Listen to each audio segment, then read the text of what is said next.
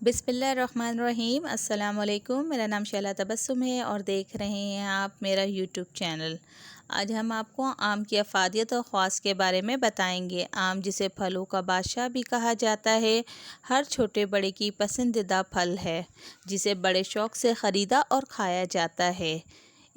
आम गर्मियों के मौसम में आने वाला फल है, जिसका इंतज़ार सबको रहता है और इसके बेशुमार फ़ायदे भी हैं, जो मैं आपको अपनी इस वीडियोस में बताऊंगी। लेकिन इससे पहले आप मेरे चैनल को ज़रूर सब्सक्राइब करें और बेल आइकॉन का बटन प्रेस कर दें, ताकि मेरी हर आने वाली नई वीडियोस आप तक बआसानी पहुंच सके और आपका मेरा साथ इसी तरह बरकरार रहे। और हाँ, मेरी वीडियोस को ज़्यादा से ज़्यादा शेयर करना ना भूलें। आम, ये लजीज़ फल बहुत से अमराज में अक्सर है। अकबर फसल आने पर दोस्तों और अजीज़ों को फल बतौर तोहफ़ा भेजना हमारा मशरक़ी रवायात में का हिस्सा रहा है। भेजे जाने वाले फल में जो फल सहरे फहरिस्त थे, वो यही फलों का बादशाह आम है। ये महज एक लजीज़ फल ही नहीं, बल्कि एक मुफीद दवा भी है। आम का सिर्फ फल ही बतौर दवा इस्तेमाल नहीं होता, बल्कि इसकी गुठली, इसके फूल, पत्ते, इसके दरख्त की छाल और गोंद तक मुख्तलिफ अमराज से शिफा पाने के लिए इस्तेमाल किए जाते हैं। बरसगीर पाक व हिंद में जो फल सबसे ज़्यादा शौक़ व एहतमाम से खाया जाता है, वो आम ही है। बल्कि यहाँ की जो बासी देगर ममालिक में पहुँच गए हैं, वहाँ भी वो किसी तरह आम मंगवा ही लेते हैं। साहिब सरवत लोग तमाम साल आम खाने का बंदोबस्त अपने डीप फ्रीज़र से करते हैं, और जब ये मशीनें ईजाद नहीं हुई थीं, जब भी राजा महाराजा और नवाबों के लिए तमाम साल आम खाने का बंदोबस्त कर लिया जाता था। इसके लिए साफ़ पुख्ता आम शहद के मर्तबानों में डबो कर रख दिए जाते थे। शहद में जो चीज़ डबो कर रख दी जाती है, वो ख़राब नहीं होती। इस तरह आम तमाम साल दस्तरख़्वान पर मौजूद रहते थे। चीन के बाशिंदों ने इस मसले का दूसरा हल निकाला और ऐसी नस्ल तैयार कर ली जो साल में 2 फसलें देती हैं। कुछ आम तो ख़ासे मकबूल हैं, मसलन दुशहरी, सुनहरा, चौसा, लंगड़ा, सुंदरेड़ी, अनवर विटोल, फजरी, समर, बहश्त, अल्फांसू, बादाम, तोतापरी, नीलम वग़ैरह। कई इक़साम ऐसी भी हैं जिनके नाम बड़े दिलचस्प हैं, मसलन करेला, नाजुक बदन, बतीशा, सईद हिंद, लाल बदशाह, सिंध व रिया, ज़मरुद रंग, गधा मार वग़ैरह। तख्मी आम जल्द हज़म हो जाता है और अपने साथ ग़ज़ा को भी हज़म करता है, इसलिए खाना खाने के बाद नोश करना चाहिए। कलमी आम निस्बतन देर से हज़म होता है, मगर दोनों तरह के आम जिस्म को ताकत देते हैं, वज़न बढ़ाते हैं, कब्ज़ दूर करते हैं, मैदा, आंतें, गुर्दे, मसाना इनके इस्तेमाल से ताकतवर हो जाते हैं। कमज़ोर लोगों, बूढ़ों और बच्चों के लिए ये बेहतरीन ग़ज़ा है। जिनसी ताकत में इजाफ़ा करता है। इसमें दूध मिलाकर नोश किया जाए या खाने के बाद पी लिया जाए तो इसकी गर्मी दूर हो जाती है और मज़ीद तक़वियत पैदा होती है। आम में हायातीन सी की बड़ी मिक़दार मौजूद है। हायातीन ए भी ख़ासी मिक़दार में पाया जाता है। 100 ग्राम आम में तकरीबन 22 हरारे पाए जाते हैं।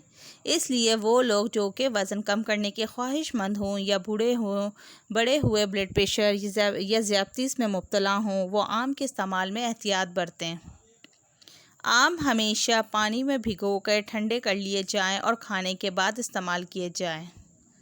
आम पुख्ता हो या कच्चा, इसके दरख्त की छाल हो या पत्ते, फूल और गुठली में मौजूद मगज़ आम हर सूरत में मुख्तलिफ अमराज के लिए शिफा बख्श है। कच्चा आम, जिसे केरी कहा जाता है, इससे मुख्तलिफ़ किस्म के चार, चटनियाँ और मुरब्बे बनाए जाते हैं। नेज़ इसे बारीक बारीक तराश कर खुश्क कर लेते हैं और बाद में बतौर तुरशी मुख्तलिफ़ खानों में डालते हैं। उल्टी और लू लग जाने में कच्चा आम से मुफीद है।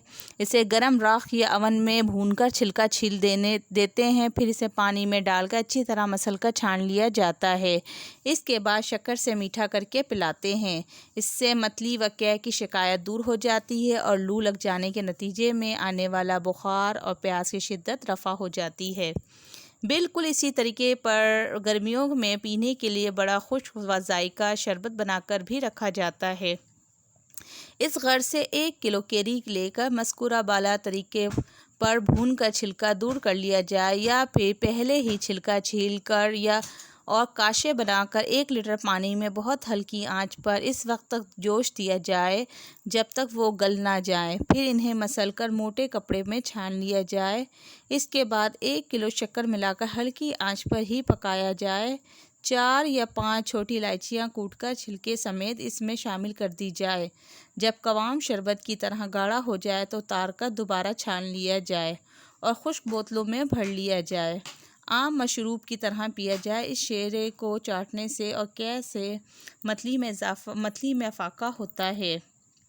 آم کا مربہ بھی بڑا خوش ذائقہ ہوتا ہے۔ اس غرض سے کلمی آم کی کیری کو چھیل کر بڑی بڑی کاشیں بنا لی جائیں اور گٹھلی الگ کر دی جائے۔ اس کے بعد تھوڑا سا پانی ڈال کر پتیلی یا پریشر کوکر میں اتنی دیر پکایا جائے کہ یہ کسی قدر گل جائے۔ پھر ان کاشوں کو نکال کر دوسری پتیلی میں ڈالا جائے اور ان کے ہم وزن شکر ڈال کر ہلکی آنچ پر اس وقت تک پکاتے رہیں جب تک کہ شکر حل ہو کر ان کے اندر تک جذب نہ ہو جائے۔ خوشبو کے لیے الائچی، ارکِ کیوڑا اور تھوڑا سا زعفران بھی ڈالا جا سکتا ہے۔ انہیں چینی یا کانچ کے مرتبان میں بھی رکھ لیا جائے۔ 1-2 بار ہلاتے رہیں تاکہ شکر کا قوام ان میں ملتا رہے، اور 1-2 کاشیں کھانے کے ساتھ یا بعد میں کھائی جا سکتی ہیں۔ خوش ذائقہ اور ہاضم ہوتی ہے۔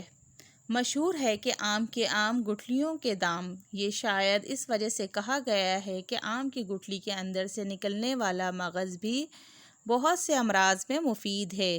یہ اگر پرانی گٹھلیوں سے نکالا جائے تو زیادہ فائدہ کرتا ہے۔ اس کا باریک صفوف تیار کر لیا جائے۔ 3 گرام صبح و شام پانی کے ساتھ کھایا جائے۔ دستوں کو روکنے میں مفید ہے۔